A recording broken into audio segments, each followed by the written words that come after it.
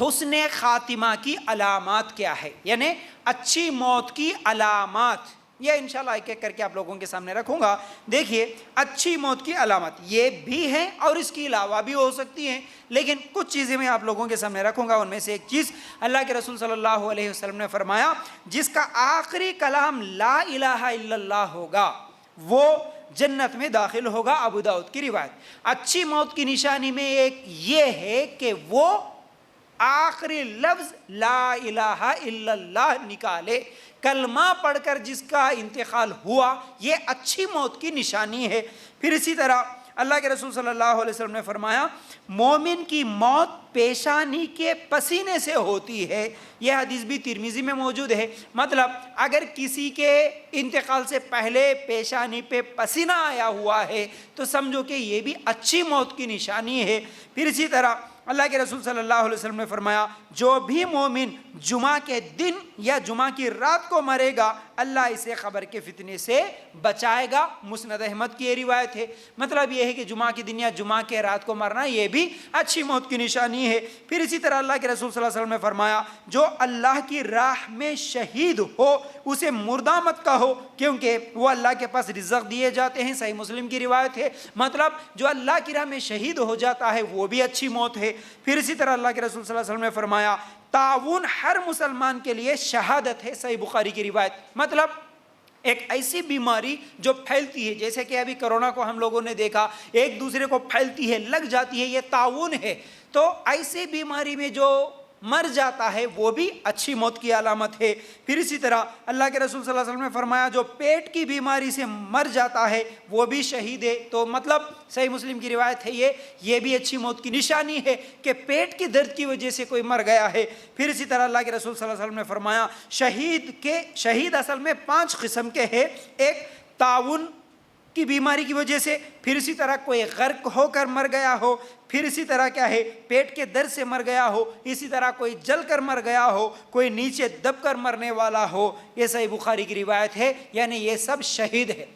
جل کر مرنے والا مطلب خودکشی کر کے مرنے والا نہیں، دب کر مرنے والا خودکشی کر کے نہیں، یاد رکھو غرق ہو کر مرنے والا خودکشی کر کے پانی میں ڈوب کے مرنے والا نہیں، خود بخود کوئی ایسی چیز آ گئی ہے اسے معلوم نہیں تھا، اچانک آگ لگ گئی اس میں جل گیا، تو یہ سب بھی اچھی موت ہے۔ یعنی شہید بولے اللہ کے رسول صلی اللہ علیہ وسلم وہ شہید کے درجے کو تو نہیں پہنچیں گے لیکن ایسا مرنے والوں کی یہ موت بھی ایک طرح کی شہادت کی موت ہے، تو یہ بھی اچھی موت کی ہی علامتیں ہیں۔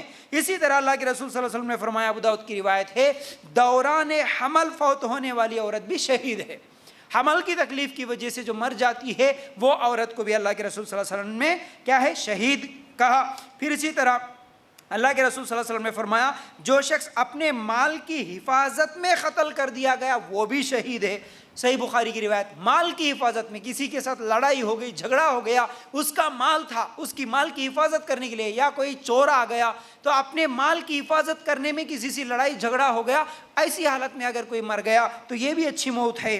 پھر اسی طرح اللہ کے رسول صلی اللہ علیہ وسلم نے فرمایا جو اپنا مال اور اپنے گھر والے یعنی اپنے اہل و عیال کے دفاع میں اور اسی طرح اپنے دین کو بچاتے ہوئے اور اپنے جان کو بچاتے ہوئے مر گیا وہ بھی شہید ہے، ابو داؤد کی روایت ہے۔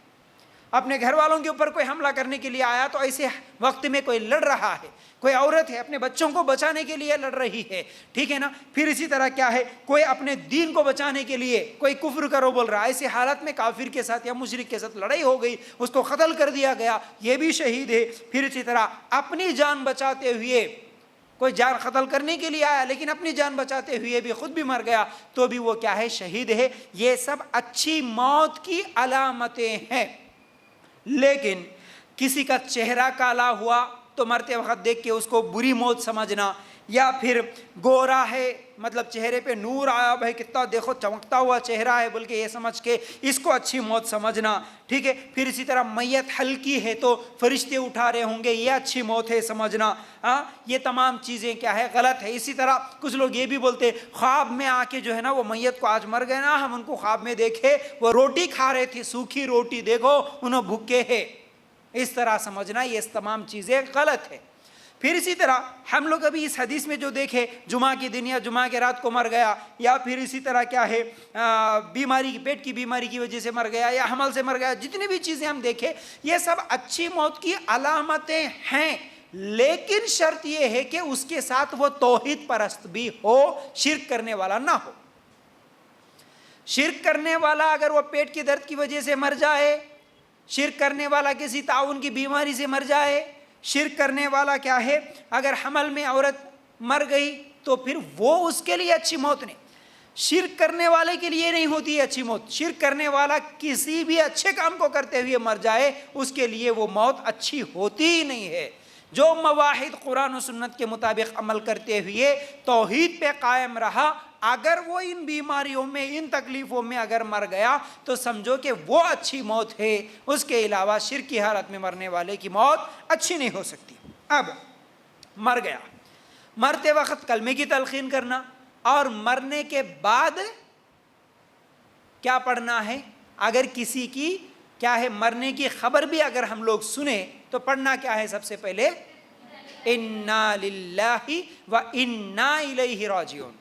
لیکن ہمارے پاس یہ پڑھنا اکثر لوگوں کو معلوم نہیں، جیسے سنو کہ دیکھو فلاں باجی کا انتقال ہوا، ہاں بول کے گر جاتے ہیں، ایسا کیسا ہوا بول دیتے، ارے اچھے تھے نا انہوں، صبح بات کرے نا، کلیج بات کرے نا میرے کو، ایسا کیسا مر گئے، ایسا کیسا ہو گیا، یہ باتیں نہیں۔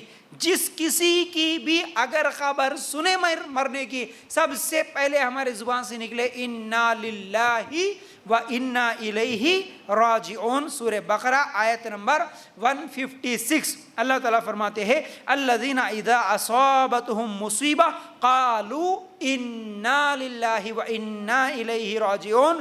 جب کبھی کوئی مصیبت آتی ہے انہیں تو وہ کہہ دیا کرتے ہیں کہ ہم تو خود اللہ تعالیٰ کی ملکیت ہے اور ہم اسی کی طرف لوٹنے والے ہیں۔